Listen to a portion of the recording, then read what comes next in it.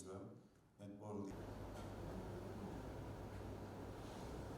This is a very wonderful occasion where we are at the handover of these materials that have been generously donated by the government of Korea. We thank, of course, the Ambassador of the Republic of Korea, Ms. Jin-hee Cho, who is here with us today for the handover, and of course the country director of KOICA in Fiji, Ms. Ji-hee Kim, who is also present. The Republic of Korea has been a long-standing partner of the Fijian Ministry of Health and Medical Services in supporting our health programs, not just during COVID-19, but in previous occasions as well. And we are very grateful for their long-term commitment to supporting health programs, in particular public health programs in Fiji, because we know that preparedness is key for facing any of these events, these worldwide events like this COVID-19 pandemic. And these long-term commitments are very much what is needed from our development partners. And KOICA and the Korean government, of course, have long been our partners in addressing public health issues and being prepared for unprecedented situations such as COVID-19.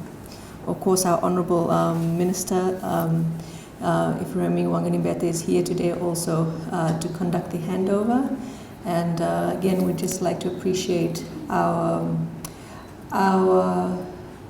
thankfulness to the Republic of Korea for their long-standing partnership with the Ministry of Health and Medical Services. And I know the items that have been donated today, including the tents for our fever clinics, the items for sanitation and hygiene, including the items you see before you, and of course the biosafety cabinet, so that our lab scientists can safely conduct testing for COVID-19 are very much appreciated and will be put to very good use during this pandemic and beyond.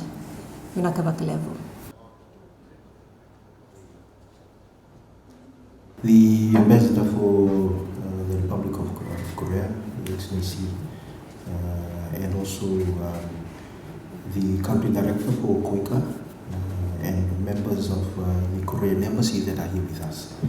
We warmly welcome you to Civic Center here this morning, where the Suva City Council have been kind to offer it to us as a place to store our COVID-19 products, and the storeroom is at the back.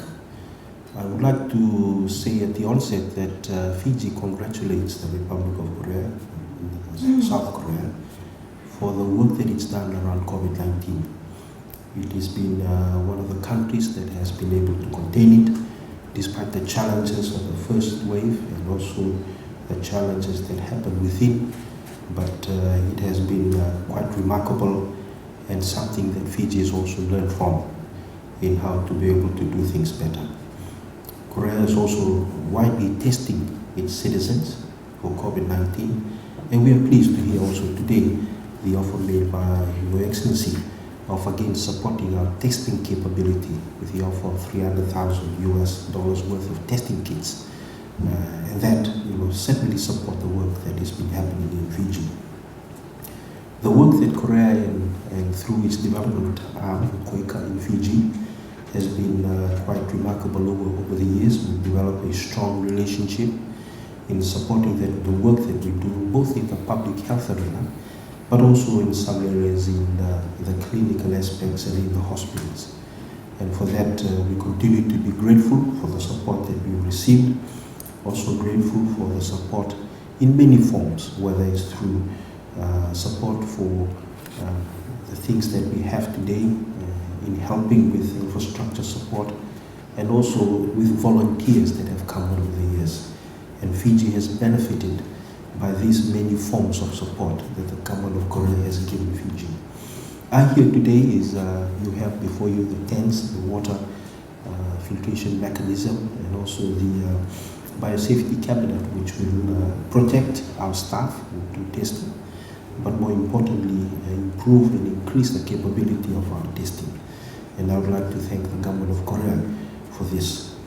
And having said that, we are now at a juncture in Fiji where we all know that we are at a place where we have 3 new cases over the week and cases that are contained at the border.